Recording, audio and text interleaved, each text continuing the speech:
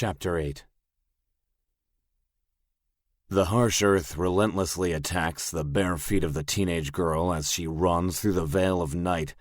With every step, debris scratches like claws from a rabid beast. The pain succumbed to numbness some time earlier. Adrenaline grips her as she flees from pursuers. Small trails of blood are markers for the tracking men. With torches and crude weapons, they give chase with uncanny speed. Their prize is almost in sight. The sun's morning rays peek over the tree line, acting like a beacon for the men. Crashing against the girl's white nightgown, it beams through the dark of morning. The sun is treasonous to the young girl.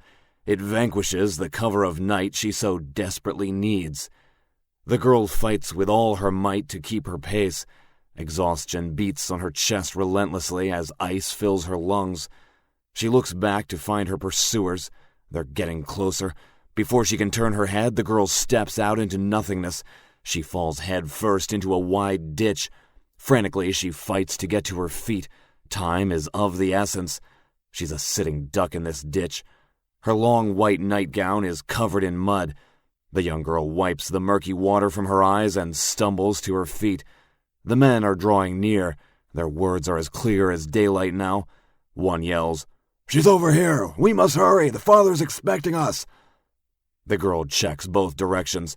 No exit is in sight. She blindly chooses to head north. The mud on her gown and the thigh-high water slows her to a crawl. She pushes off the muddy wall for extra momentum. The voices are right above her now. Adrenaline is pumping at full throttle, with her heart about to burst at any moment. Ahead, she spots a natural ramp to escape out of the ditch. Before the frightened girl can set foot on the muddy ramp, a heavy weight comes crashing down on her. She plummets chest first into the thick, cold water.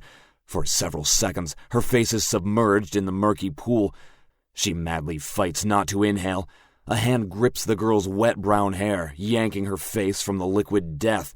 The first deep breath burns within the girl's chest. She is spun and slammed violently into the earthy wall. Sharp pain surges through her body, tingling her toes and fingertips. The blur in her eyes starts to fade, revealing a boil-covered face smiling back at her. He pants heavily with a toothless grin. His breath stinks of rotten mushrooms and whiskey. He wheezes as he starts to speak. "I gotcha, you little swineherder." The man's panting shifts to an orgasmic hissing sound. He thrusts his pelvis into her as he pushes his weight onto her. His tone is more abrasive as he continues. "You've been picked, my dear, for this month's offering to the Father." She notices one of the boils on the left side of his forehead oozing down his face. It ruptured during the struggle. The frightened girl does her best to fight free, but is overpowered by the man's weight. "You can squirm all you want. You ain't getting out of this." The other men arrive, standing on the ledge, looking down at the muddy prisoner. Several of them high-five and laugh, while congratulating each other on a successful hunt. One of the men shouts down into the watery ditch, "Let's have a go before we take her back." The boil-faced man beams at the comment. He thrusts harder, positioning himself for entry. The girl struggles as best she can, but the man pins her hands against the wall. He wheezes out a euphoric coo and says, "I'm first." The pale man moves closer to her face. He can taste her innocence as his gruff tongue slithers up her cheek. The girl closes her eyes, crying, praying for God's help. Just before her tearful pleas end, a pop resonates in her ears. Warm liquid splats across her face. The grip from the man loosens. Opening one eye, she looks at her attacker's face. A red, meaty hole is in the middle of his forehead. She peers through the flesh tunnel just in time to see a motorcycle crashing on top of one of the attackers on the adjacent bank. The lifeless man goes limp on the young girl, with the dead weight pinning her down. She struggles to break free. Screams and gunshots resound above her. Curses break out from the other men, with the sound of deathly howls following soon after. She fights, straining with all her muscles. Pushing the body off, the girl hurries to the ledge. Listening closely, she hears a man pleading for his life. He sobs loudly. Please, don't hurt me. Oh, Father, have mercy on me. Then silence. The sounds of death and mutilation are put to rest as the girl grabs for the ledge, pulling herself up for a peek. She is greeted by a pair of dusty boots. A leather guard wraps over the laces and nuzzles into a metal ring buckle. She looks up at the face of her rescuer, staring back at her, smiling, while wiping the blood from the extended portion of his sword. He triggers the blade to descend into its thicker half, then sheaths it behind his back. "Well, that was a close one," Rod comments. The girl looks on, speechless, at the man before her. His white cotton shirt is tucked into his faded denim jeans, with brown leather straps resting securely between his chest and shoulders. "Here, let me help you up." She takes hold and Rod pulls her to the ledge with ease. Standing soaked to the bone in a muddy, wet mess, the girl begins to cry. Thank you so much. Oh, God, thank you. Her muddy hands covering the tears flooding across her face. Rod steps closer to comfort the girl. "It's okay. You're going to be all right." Her sobs subside as she gazes into his deep blue eyes. I suppose you want payment for your services. The girl starts to pull her nightgown down. She's no more than 17 and just barely growing into her adult body. No services come free in this world, and her only currency is either her tattered nightgown or her virginity. Though young and sometimes a bit naive, the girl knows the desires of men. Her thin lace slides down her arm, revealing the top of her right breast. Before too much could be revealed, Rod stops the lace's seductive descent.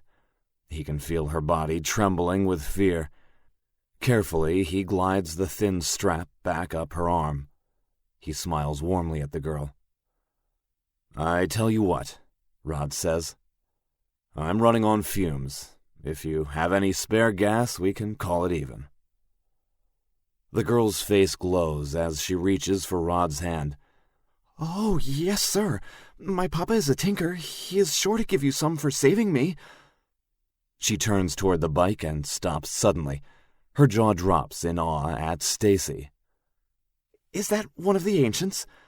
I've never seen one so clean." "Yeah, it's taken me a long time to find spare parts to get her going." The girl walks over to the bike. She kneels down, looking over the engine. Rod looks on in pride. It's always a nice feeling when others take the time to admire his handiwork. He gives the girl another moment to relish in Stacy. The girl glides her finger across the fuel tank. It's so pristine she can see her reflection. The hunter comes closer and extends his right hand. She looks at Rod's hand for a moment, befuddled. Her eyes move to his. The spark ignites in her mind, and she shakes his hand wildly. "Stupid, Enya, stupid," the girl thinks, scolding herself. Enya can see her father's dark eyes narrowing, his gruff voice saying, "Do not forget your manners." After the events that unfolded for this poor girl, no one would blame her. Rod certainly didn't. He smiles and grips the girl's hand in a hearty shake. "I'm Enya, by the way." "Name's Rod." He climbs onto the bike and turns the key. He looks at the mud-covered girl and motions with his eyes to hop on. "So, where do you live?" Rod asks. Enya leaps on the back of the bike. Pointing across Rod's right shoulder, she says, "In there, the dead woods." Laid before Rod and Enya is a wall of petrified trees. This stone-looking forest stretches for several hundred square miles. Any knowledge of how this forest came to be has been lost to time. All remnants of organic material have been replaced by an ossified carcass, like a bug shedding its skin, leaving a piece of evidence that it existed. Nature, with a bit of luck and time, has found a way to carry on. Dark green vegetation litters the ground throughout. Small oaks and adolescent dogwoods gradually push up through the earth. Maybe in another 100 years, nature will overcome the ghostly forest of the past. Rod peels off toward the woods with Enya clasping her arms around his chest. The sensation of fear and excitement rushes through Enya's entire body as Stacy slices between the petrified trees. The ground rises and drops sporadically, causing Rod to cautiously weave between clusters of stony trees. Luckily, he is able to spot a patch of even ground, but the trees inch closer as they continue deeper through the forest. He has the feeling that the forest is forcing him someplace. To what? He doesn't know. Rod feels constricted. The trees are too close, and he doesn't want to lose control of Stacy. He slows the bike to a crawl before stopping. He turns the engine off. I think it'd be better to go on foot, at least until the trees spread out. How deep in the forest do you live? Enya hops off and thinks for a moment, checking her surroundings. Not far, look. She points to a very wide weeping willow with many ominous-looking branches sprawling outward. We make it to that tree. From there I should be able to find the path home. Rod nods and begins pushing his bike to the willow. So, what brought you this far out? He asks. You have no supplies or even appropriate clothing. Did the men snatch you from your home? Enya drops her head. She lets out an exhaustive sigh before speaking. It's all my fault. How so? I like to chase willowing wisps. I usually just call them wisps. They're small orbs that live in the woods, but they only come out in the early morning. So you decided to chase them? Rod inquires as they walk closer to the willow tree. An odd aura starts to creep up on the hunter as they draw near. Something is off about this tree, and this forest for that matter. He considers. Yeah, Enya replies. I got farther off than I should have. The moon was full and, well, there's usually so many when it is. It's during the full moon when the wisps are most active. At times it's almost as if I can hear them singing. It's soft and I can't make out anything they're saying, so I just make up my own words. I guess I got a little carried away this time. Papa's gonna be so mad at me. As the pair reach the spider-limbed tree, Enya scans the forest to get her bearings. The tree is a comforting sight for the young girl.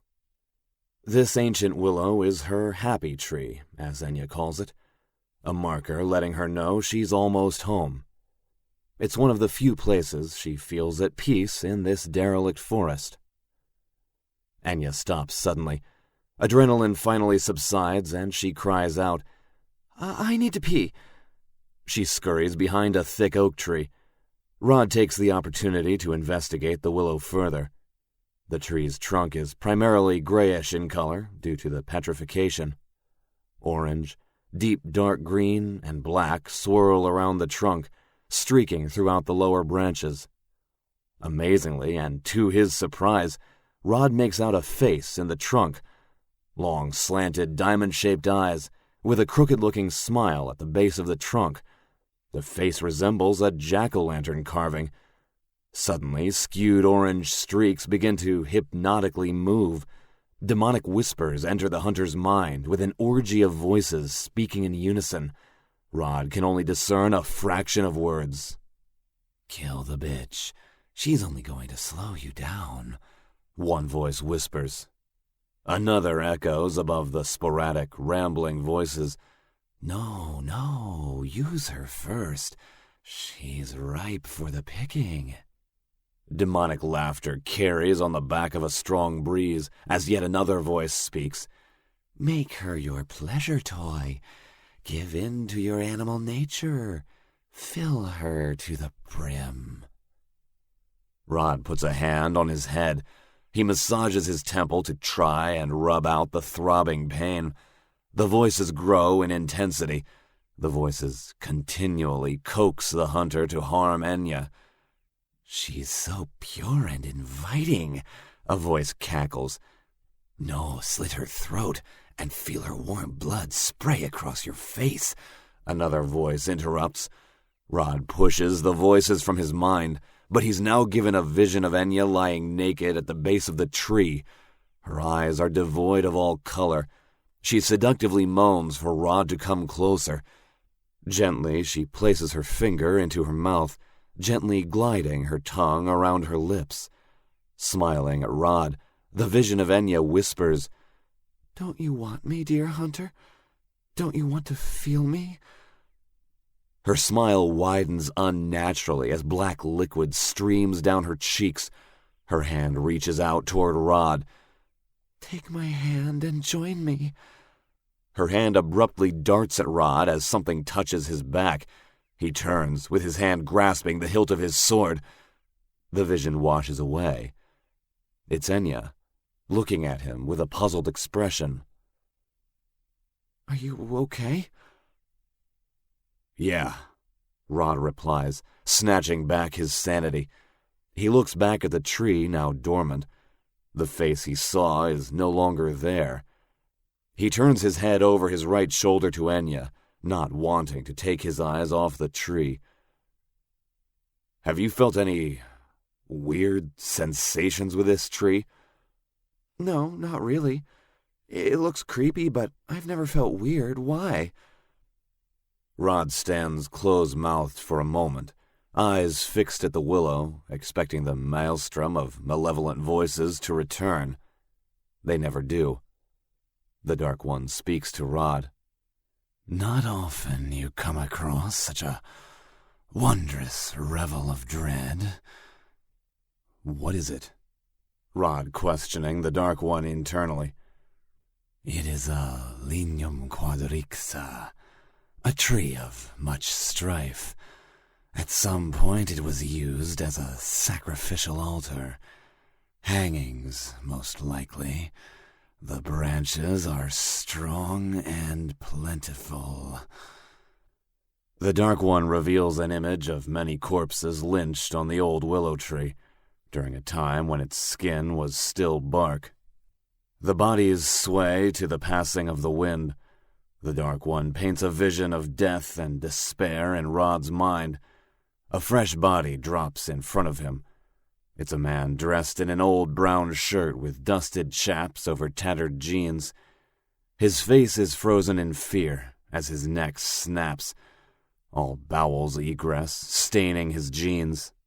A steady dribble of urine beads off his right boot, puddling the earth below.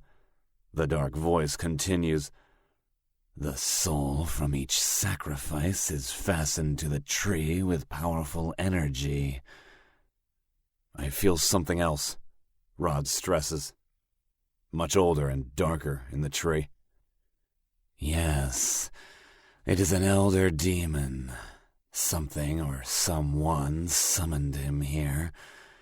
He's been imprisoned for a very long time. The souls were no doubt offerings. He's feeding on the trapped souls." "Offerings? Why?" "Anyone's guess, really. Humans trying to play God. Humans are always trying to control what they don't understand. Or perhaps some witless twit thinking the demon will grant him wishes like a fucking genie.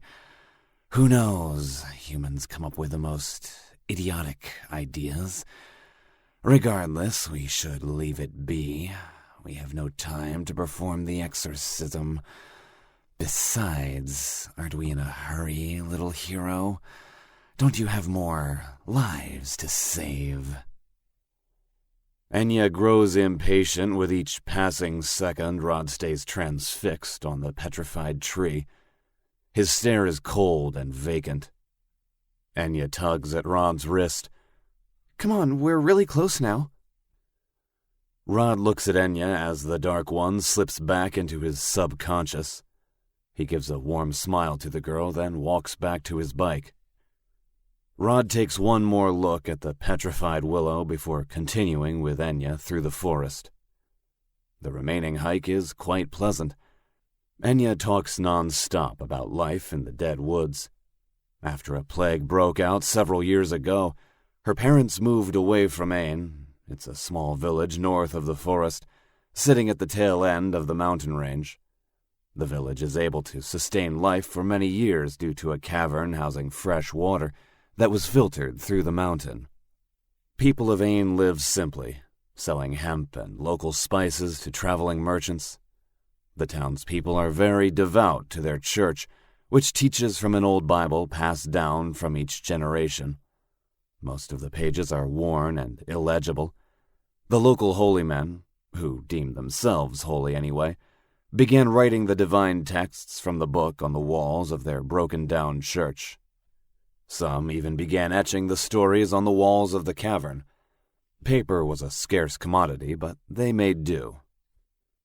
One day, several of the boys grew ill. They had very high fevers and were bedridden for some days. 2 of them developed large boils all over their bodies. Heat from the fever caused the boils to rupture, sending them into shock, with death soon following. At first, everyone thought it was an isolated incident, but the adults soon displayed the same symptoms. The people became desperate, turning on one another and killing whoever showed signs of the illness for fear of catching the outbreak. By divine chance, or so the people believed, Father Thomas came across an ancient tome. He alleged this tome was granted to him by the primordial beings known as angels. A celestial entity entered his dreams one night, disclosing the location of the book, which he set forth to find the following morning. 3 days had passed when the father returned with the tome in hand. Overnight, the fevers and boils withdrew. Even the most skeptical of Ain's citizens attended weekly mass from then on. Peace seemed to return to the quaint mountainside village. Nothing, however, lasts forever. Enya goes quiet for the first time during their hike. "Everything all right?" Rod asks. She nods. "Yeah, I just don't want to talk about it anymore." Rod obliges the request and continues pushing the motorcycle in silence, allowing the chirps of the birds and the ambient sounds of nature to fill the pair's ears. Mid-morning hits when the traveling companions make it to Enya's home. She takes off in a mad dash toward the old cabin fashioned from petrified wood. Thinly shaved pieces are assembled as blinds for the 2 windows on either side of the door. Off to the right of the house sits a small, shabby structure. Probably a barn, the hunter thinks to himself, following Enya's trail. A dozen or so gobblers are roaming around the barn, pecking at the dirt in hopes of finding a plump bug to eat. 3 or 4 swine are heard, but not seen. Rod assumes they're behind the cabin. 30 feet or so from the cabin, Rod stops the bike and drops the kickstand. He pulls his tin case out and lights a cigarette, watching Enya running to the house, skipping every other step as she soars up to the porch. Busting into the house, Enya calls for her parents. Rod snaps his Zippo shut and places it back in his pants pocket. He exhales a cloud of smoke and speaks out to the forest. "Don't shoot, kid." A teenage boy creeps out from a patch of bushes from Rod's flank. He's holding an old shotgun, pointing it at Rod's back. The boy stutters at first. How did you know I was there?" Rod takes a drag from his cigarette, still looking ahead and speaking to the boy behind him. "You were fidgeting in the bushes, kid. Anyone paying attention would have spotted it." The boy nudges the barrel against the hunter's back, adding irritating pressure. Rod turns his head to see the mugger through his peripheral vision. "And you never let your mark too close to your gun." "Oh yeah? Why's that?" the boy replies in a cocky tone. Before his brain can send the electrical jolt to his trigger finger, Rod spins around, snatching the shotgun and ejecting both shells. The boy stands in complete astonishment. Rod gestures to take the shotgun back. "Damn it, Dean, let the man be!" A deep, gruff voice yells from the porch. Yeah, Papa, Dean replies, sulking while picking up the shells from the ground. Rod winks at him and pats the lad on the shoulder. And while you're at it, take our guest's motorcycle up to the barn, the gruff voice says. Yeah, Papa, Dean answers, grabbing the motorcycle. Take good care of her, Rod says as he walks to the cabin. The crotchety voice belongs to a tall, burly fellow with gray hair puffed out in all directions. His beard and eyebrows match in color and puffiness. His massive arms are crossed over his chest, and his deep brown eyes stay locked on Rod. He wears an old brown shirt with the sleeves cut off to make way for his exaggerated biceps. His baggy pants are a lighter brown with black stains, no doubt oil or shavings from the petrified wood. Behind him stands Enya's mother clutching her daughter. Her gray hair is tied back into a ponytail. She's wearing a long dress with an old ratty apron over it. Tears of joy stream down her face while hugging and kissing Enya all over. Mama, stop. I'm okay, Enya exclaims. As Rod takes his first step up the porch, the gruff father puts out his hand. I owe you a great debt. Rod accepts the gesture. He can feel the strength this man has just from the seconds of the handshake. Enya mentioned earlier he was a tinker. No doubt manipulating metal and wood for years produced the sculpted body that stands before him. It was not a problem, Rod says. I'm just glad I saw Enya fall into the ditch when I did. What's your name, Good Samaritan? Rod. Mine is Rin, and my beautiful wife behind me is Rebecca. Rin points over to the barn. Rod glances over to see Dean pushing the motorcycle toward the wooden double doors.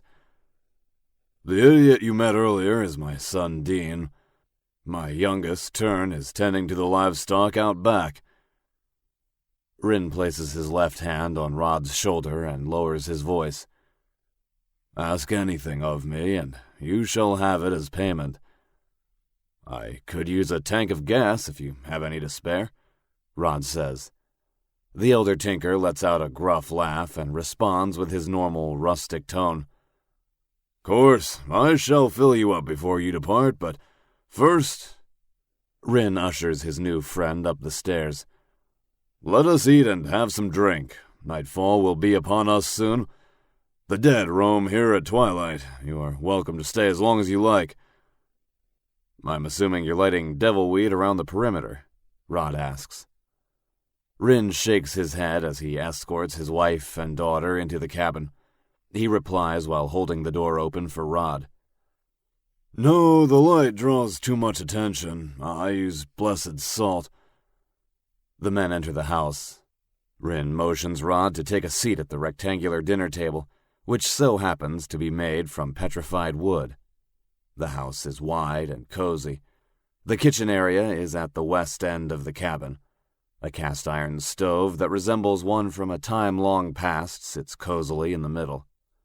A metal cylinder piece connects from the stove to the roof for ventilation.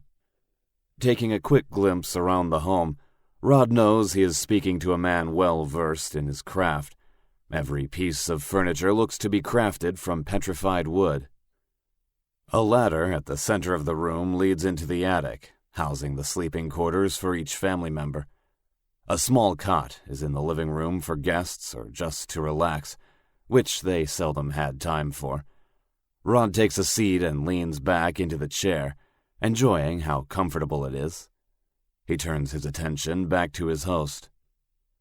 So, may I ask the name this hunter gave you? Rin hesitates for a moment before deciding to trust the stranger. His name was Lopan. A small smirk shows across Rod's lips. Only the keenest of eyes would have caught it. He gave Rin his real name, Rod thinks. Lopan was a man of tradition, and knowing he gave it to Rin signified Rod could trust him. Rod's smirk grew in size, thinking how long it was before Lopan told Rod his real name. 2 years before he told me, that hard-headed traditionalist. The hunter looks deep into Rin's eyes, finding a wealth of sincerity and respect as he spoke of Lopan. Rin's eyes glaze to a fond memory of his friend. Rod waits until Rin's eyes signal the thought has faded from his mind. "He is a fine hunter and a good friend," the hunter says. "I haven't seen him for many years. Hopefully he's still alive." Rod reaches for a cigarette but looks to Rin for approval, which the tinker graciously nods. The hunter offers one to Rin, who declines as Rod continues the conversation. "I last saw him several years ago. He was on a contract. Lycans were reportedly moving west from the oasis, closer to the radiated lands. Lopan was to collect intelligence on the werewolves' migration, and if possible, kill the leader. Scouts found a pile of ashen corpses. They assumed he found the pack and burned them all. However, he never returned to collect the reward. If I see him, I will give him your regards." The gruff tinker bows his head in thanks. Rays of the falling sun cast through the dead woods like 1,000 swords. The two brothers finish tending their chores before Enya calls them in for dinner. Tonight's feast is broiled gobbler with potatoes and swine fat jelly. The aroma through the cabin is a mishmash of sweet and spicy. Both are used to mask the smell of the meat if it starts to rot. Family and guest ate as Enya tells them of the misadventure with the pack of men. Rin assumes the group is from Ain due to the boils covering their faces. The brothers take turns arguing over who the strongest is, while Rin spends a fair amount of time discussing, in painful detail, the fine art of tinkering. This bores the family to no end, listening to these ramblings for the entirety of their lives. Rod takes great amusement and warmth watching a family display so much love for one another. Once bellies are full, everyone thanks Mama for a wonderful meal as the children tend to the dishes. Rebecca fetches a cloth and towel so their guest can freshen up for the evening. She shows Rod outside and points him to the barn. "The wash station is to the back on the right." "Thank you," Rod says, walking out into the cool night. Arriving at the barn, Rod slides the door open and proceeds inside. To the left and right of the entrance are stalls for all the livestock. The gobblers sit nuzzling up to each other in the first stall on the left, followed by the swine in the next, and the larger stall on the right, housing what looks to be a long-haired cow, which is used for dairy. The hunter passes by the stalls, making his way to a wooden door straight ahead. Inside is Rin's workshop. Ahead stands the forge with an anvil and various tools hanging on the wall to the right. A wooden workbench sits against the left wall, with several shelves of tools hanging above. His shop was eclectic, to say the least.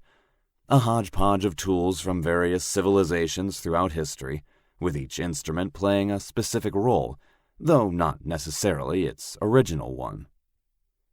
He makes his way to the door in the corner, which opens to reveal a small sink and round metal tub. The sink is handcrafted from petrified wood as well. The hunter removes his shoulder harness and shirt, placing them on the chair next to the sink. He turns the faucet and cups his hands in the stream. To his surprise, the water is warm. Man, he's good. Rod grabs the cloth that Rebecca gave him, unraveling it and revealing a hard, brown glob, a blend of animal fat and alkaline solution. He rubs the soap between his hands to create as much lubrication as possible before lathering it on his face and neck and moving south down his body. He removes the rest of his clothing and takes the lathering and rinsing to the tub. After the brisk bath, Rod dries himself off and puts his undergarments back on. Stepping out of the room, still drying his upper body, he's met by Rin smoking a pipe. "Thank you again for your hospitality, Rin," Rod says. "No need to ever thank me again. I could never repay you for the kindness you brought upon my family." "You have an impressive workshop," Rod says, slinging the towel around his neck. Rin gazes around the room again and blows several smoke rings out of his long, slender pipe. "Oh, this is nothing." He strolls toward the corner of the room. "This is the best part. Come, over here." He kneels down and pulls up on a piece of rope, revealing a trapdoor. Rin opens the hatch, then descends the steps. "Mind your head on the way down." Coming down into the room, Rod is greeted by an array of weaponry. A collection of guns and weapons are neatly arranged all along the wall and on tables sprinkled about. Again, another assortment of armaments from many different civilizations, from broadswords to daggers and rapiers hanging in pristine condition, to various rifles and shotguns. Many different calibers of handguns meticulously lay on a corner table. "My God, where did you find all these?" Rin lets out an exhaustive laugh, exhaling the smoke from his lungs.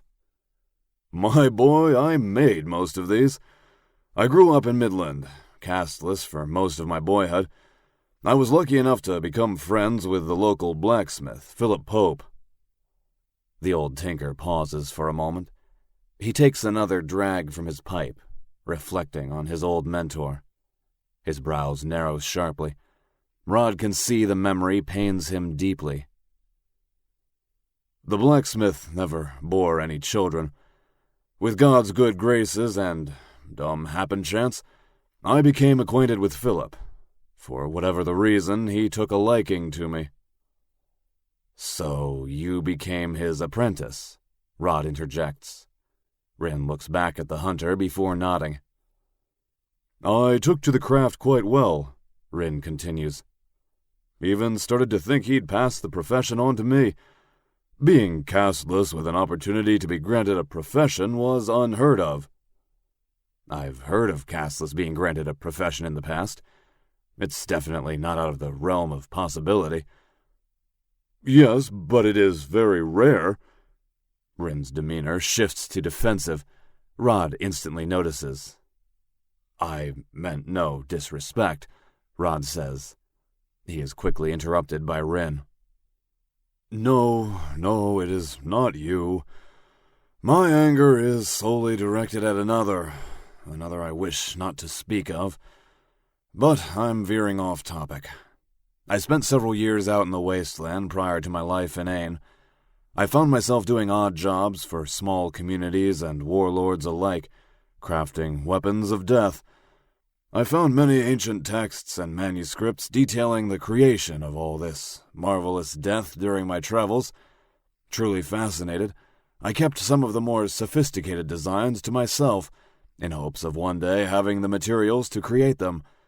Lopan helped in finding key components for a lot of this as well, and in return I created weapons and ammunition for him. The chiseled blacksmith turns around and opens a cabinet door. He retrieves a smooth wooden box, placing it on the table. The case is carved from a piece of dark oak with a crest of a dragon's head etched into the lid. He opens it, then pulls out a custom pistol. I call it Dragon Cannon. The gun's shape and look is of an old revolver, but the barrel is wider than normal. The dark metal barrel gleams as though it's never been fired. The revolver houses 6 .50 caliber round slugs. The handle is hand-carved from the same wood that lives in the forest, curving toward the trigger. The tip of the barrel is crafted to look like the head of a dragon with its mouth open. Rind hands it over to Rod. Gripping the handle, he looks over every inch of the custom revolver. The old tinker watches as Rod takes aim down the barrel's sights before speaking again. I made this for Lopan. It uses custom shells designed for a hunter, from silver-tip bullets to slugs that explode with blessed salt on impact. Rod hands it back to Rin. He places the gun into the box, then closes the lid. Rin carefully picks up the case and places it back into the cabinet. Unfortunately, I haven't seen him since I finished it, If I see him, I will let him know, Rod says. Thank you, Hunter. Rin sits in a chair by the pistol table and offers his guest the adjacent seat. Rod obliges the old tinker and sits. Again, the chairs are pieces of furniture constructed with meticulous care. Rod's backside never felt anything more comfortable in his life. He takes another moment to enjoy the comfort before getting back to business with Rin. What can you tell me about Ain? Rod asks. Well, how much do you know? The old tinker retorts. Enya told me of the boils and fevers and how Father Thomas found a tome. So, she left out the important bits. Rin takes several hits off his pipe, trying to find a good jumping-off point. The people did heal overnight, but they changed somehow. They were no longer themselves. They became eerily devoted to Father Thomas. They never left his side, almost like they became slaves to him. This happened to anyone that was cured by the tome. A brief moment of silence goes by as the two men sit in deep thought. Did Father Thomas change at all when he returned? Rin takes several puffs of his pipe while rubbing his beard. Suddenly, a spark of an epiphany lit his mind as his eyes widen again. Now that you mention it, his eyes were brown, but when he returned they were dark. Almost black, I'd say. Honestly, I didn't think anything of it. I just thought my eyes were aging. The words bring a dark chill up Rod's spine as his consciousness cycles through the mental encyclopedia of demon hunting. It can't be. A mimic? Screams erupt from the house and pierce the men's ears. The men's conversation comes to an abrupt halt. Rin gets to his feet, and Rod follows his lead. Enya, Rin growls. They race to the ladder, with Rin ascending first. Rod follows, climbing up to the workshop and grabbing his shoulder harness, throwing it on and fastening it as he runs out of the barn, hot on Rin's heels. Past the stall and into the night, the hunter catches a quick glimpse of several shadows moving to the back of the cabin. Shots ring through the night air. Rod pulls his sword and sprints to the sounds. Tern is lying on the ground, scrambling to reload the shotgun. He is able to take down 2 of the men, but 5 more advance. Each attacker is carrying a crude weapon. Rod dashes to Tern. The closest intruder leaps at Rin's son, only to be decapitated by Rod's blade. Not stopping there, the hunter charges to the next man, who is carrying a large club with nails protruding out. The intruder takes a step back for more momentum in his swing. Rod blocks high, then spins behind the intruder and thrusts his sword inward. Blood squirts out from his stomach as the blade slides through, severing vital organs. The man gasps his final breath, falling to the ground. Rod heads to the next 2 men rushing at him. He blocks the first swing from the intruder on the right. As the second comes from the left, Rod jabs the attacker in the throat, sending him stumbling backward. He grips both hands on the hilt and pushes back the man's weapon to create an opening. Rod swings the sword downward, then swipes left to right, slicing the invader's gut open. The organs flail out like worms coming up from wet dirt. The man drops his weapon and frantically tries to push the pink mush back into the wound. Rod shoves a fist at his throat, closing it. The wounded intruder drops to his knees. He tries with all of his might to gasp for air while holding his organs in place with both hands. All turns to darkness as his head flies off of his shoulders from the swing of Rod's sword. The last men try to spread their attack against the hunter, one coming from the front and the other from behind. Rod throws his sword into the chest of the man in front, knocking him back several feet. "Behind you!" Tern yells, tossing the shotgun to Rod as he spins around. Grabbing the shotgun, he pulls the trigger, blowing the last intruder's head into millions of meaty bits. "Good job, kid," Rod praises. He hands the shotgun back to Tern. "We gotta hurry," Tern replies, getting to his feet. "They took Enya." Rod points toward the barn. "You go around the cabin that way. I'll take the other side." The boy takes off while reloading his shotgun as Rod heads in the opposite direction, stopping only to retrieve his sword from the corpse. Wild screams and cursing pierce through the darkness as he rounds the corner. Like a rabid bear, Rin twirls a great axe in circles, chopping limbs off any intruders that dare to get too close. 10 or more surround him. Turn makes to the front porch, firing off 2 shots at the back of an intruder. The intruder squeals loudly and collapses. Dean is on the porch, firing shots into the crowd when the opportunity presents itself. His mother is unconscious on the porch behind him.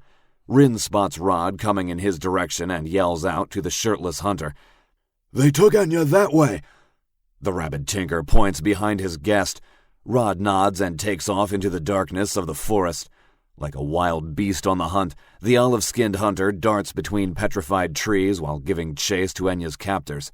The cold breeze crashes against Rod's bare chest, adding ferocity to his icy-cold lungs from the chase. His path inclines upward, which does very little to deter him. He takes long strides and uses the branches from the trees as leverage upward. As he reaches the top of the hill, Rod stops, listening and looking for any sign of the abductors. Glancing left, he sees a small light in the distance, bouncing through the darkness. "A torch!" the hunter exclaims, taking in deep breaths of the cool night air. "Shit! I need to stop smoking."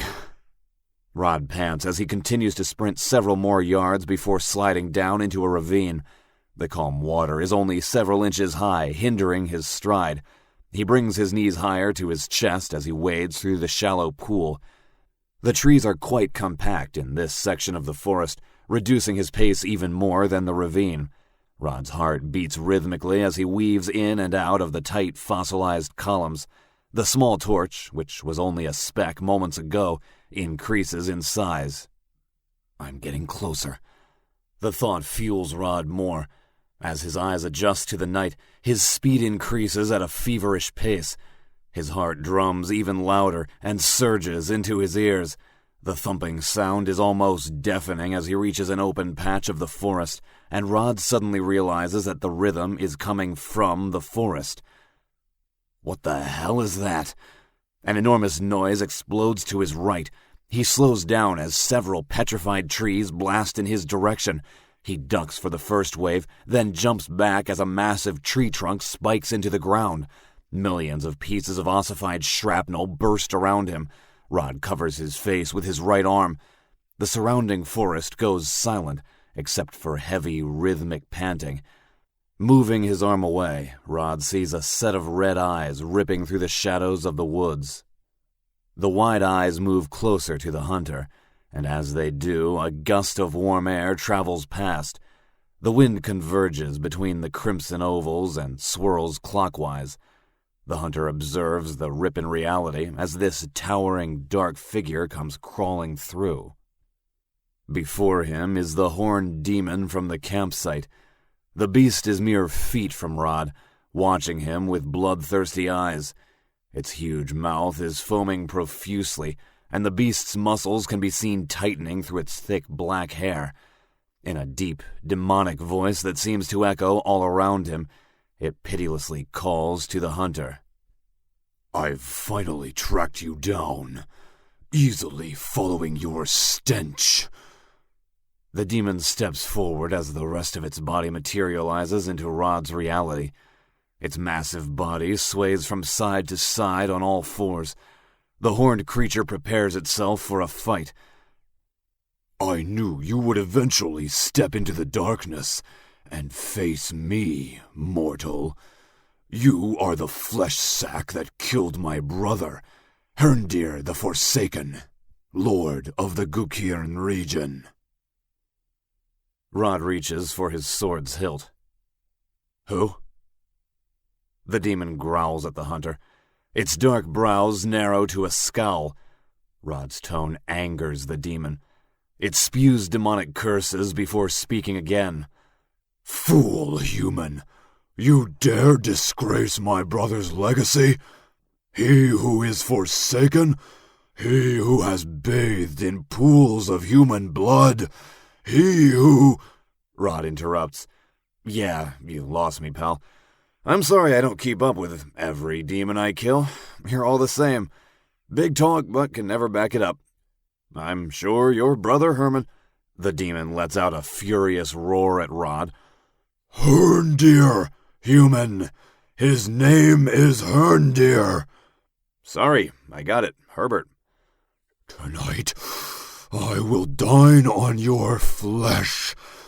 That flesh that I so richly deserve.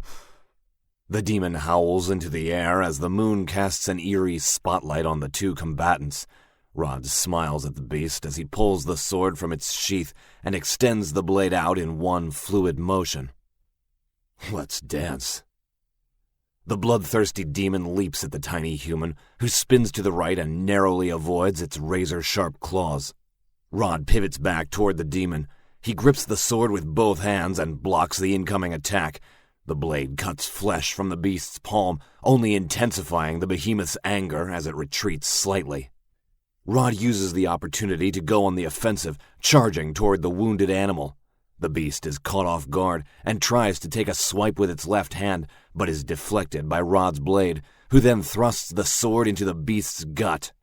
It howls in pain, instinctively twisting its body around, knocking Rod off his feet.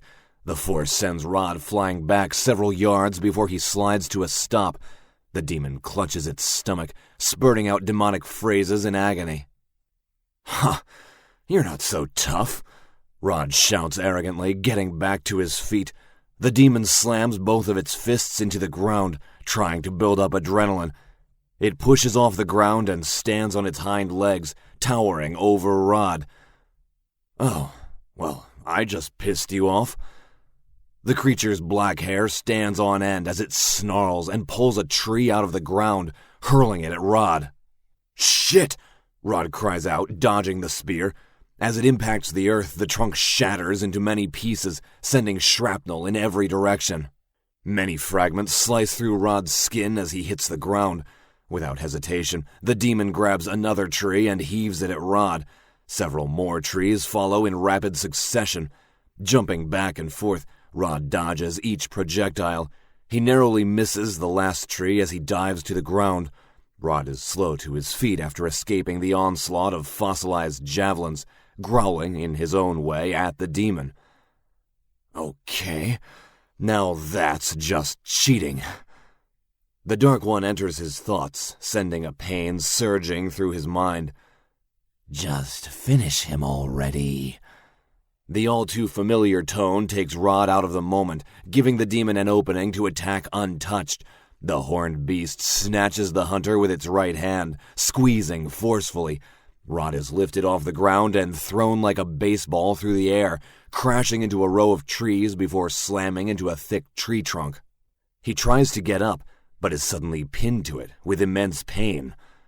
He looks down, only to see his sword firmly planted in his chest. Well, shit. That's going to leave a mark. He reaches for the hilt, but hasn't the strength to pull. The beast moves toward him like a gorilla, no doubt wanting to feast on his flesh. Rod begins to black out from the loss of blood. As the curtain of his eyelids droops down, a hooded form appears between the two combatants and moves to Rod. He can faintly hear it speaking. "Let me finish this," are the last words he hears before fading out of consciousness. Rod's eyes flash open as they change milky white.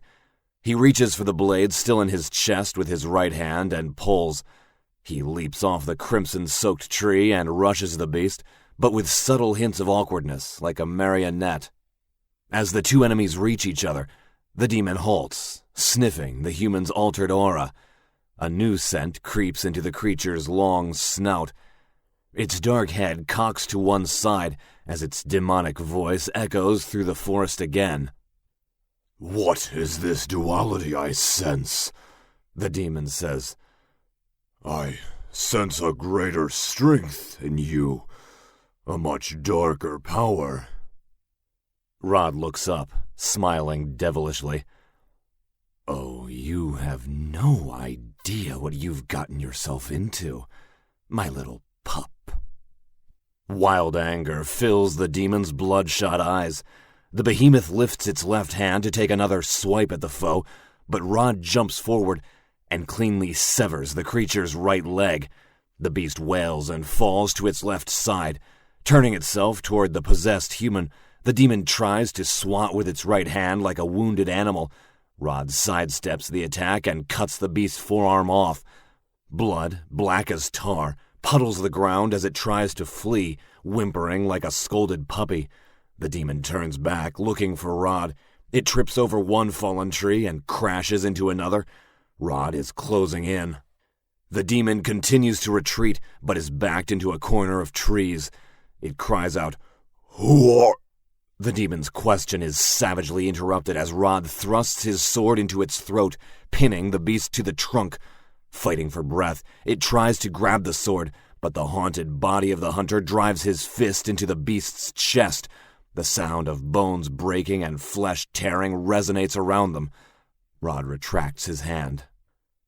In agonizing fear, the beast looks on as Rod holds its beating, tar-covered heart. The cloudy white eyes gaze into the beast. "You now belong to me." He squeezes, and the heart bursts with blackish blood spraying in multiple directions. The demon's body melts into goo, which then evaporates into a cloudy black mist and fades away into the wind. A smile of malicious satisfaction paints across Rod's face. The Dark One loosens its grip of the host body as the white cloud around the hunter's pupils fades back into the darkest depths of his psyche.